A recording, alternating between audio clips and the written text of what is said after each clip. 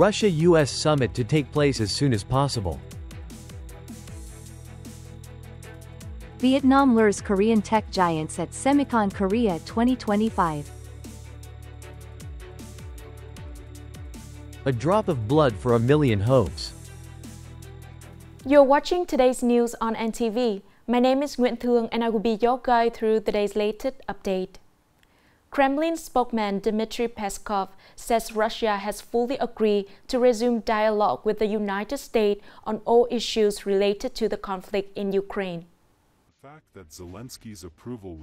Dmitry Peskov said that the two sides had decided to resume Russia-US dialogue on all issues, including prisoner exchange. Mr. Peskov gave this message after talks between high-ranking delegations of Russian and American officials held in the capital Riyadh of Saudi Arabia on February 18. Regarding the summit between U.S. President Donald Trump and Russian President Vladimir Putin, Peskov said that officials on both sides need to prepare for this event and cannot yet give a specific time frame for this preparation. However, the meeting will take place as soon as possible based on the consensus of both sides. Prime Minister Benjamin Netanyahu ordered Israel's military to conduct an operation in the occupied West Bank after 3 empty buses exploded in a suspected terror attack near Tel Aviv on Thursday. Prime Minister Netanyahu's office issued a statement.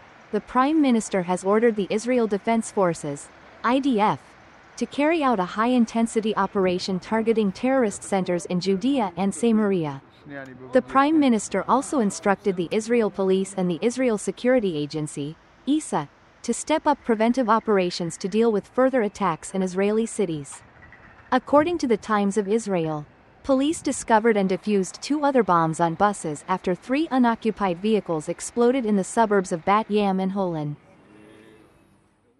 The Vietnam Investment Forum and a series of networking activities took place as a part of the Semicon Korea 2025 in Hanoi on February 20 to step up cooperation and investment into the Vietnamese semiconductor and high-tech industry. The event saw participation from major Vietnamese players in the high-tech industry such as Sovico, FPT Semiconductor, Viettel Semiconductor, CT Semiconductor. The event attracted special attention from more than 150 delegates from leading corporations, businesses, and universities in South Korea and internationally. Addressing the event, Vietnamese ambassador to the Republic of Korea, ROC, Vu Ho emphasized that Vietnam's prioritization of the semiconductor and artificial intelligence industries as key drivers for national development and underscored the significant opportunities for cooperation, especially in chip design, talent development, and semiconductor manufacturing. The forum not only demonstrates Vietnam's strong development in this field but also opens up attractive investment opportunities, contributing to Vietnam's deeper participation in the global semiconductor value chain. Coming up next are some updated news.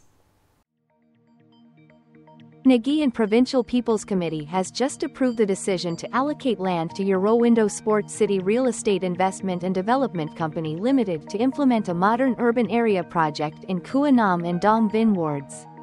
Vinh City. According to the decision, the project has a total area of over 270,000 square meters of land, divided into low-rise housing areas, social housing, and technical and social infrastructure works.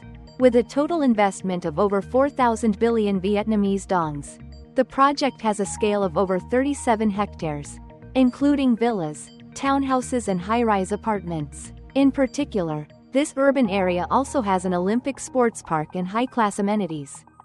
The Eurowindow Sport Garden project will be completed in 2026-2027, with the goal of bringing a green and sustainable living space, improving the urban quality of Vinh City.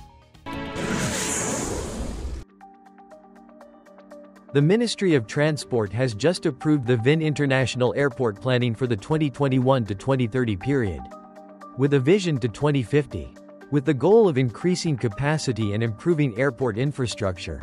According to the plan, Vinh International Airport will become a Level 4E airport, With a capacity of about 8 million passengers per year and 25,000 tons of cargo per year in the 2021 to 2030 period. Passenger Terminal T1 will be expanded to accommodate about 5 million passengers per year. Meanwhile, the aircraft parking lot will be expanded to serve 15 more positions. By 2050, Vinh International Airport will continue to develop with a capacity of up to 14 million passengers and 35,000 tons of cargo per year.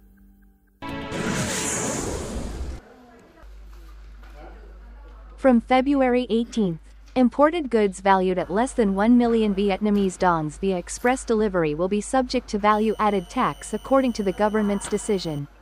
This policy helps increase budget revenue and create a fair competitive environment between imported goods and domestically produced goods. On the first day of application, tax revenue reached more than 6.1 billion Vietnamese dongs. However, because the customs clearance system has not yet automatically calculated taxes on low-value goods, businesses have to declare on paper, causing initial difficulties. The General Department of Customs is upgrading the system to ensure electronic tax collection and faster customs clearance. According to calculations, each year there are about 27,000 billion Vietnamese dongs worth of imported goods exempted from tax.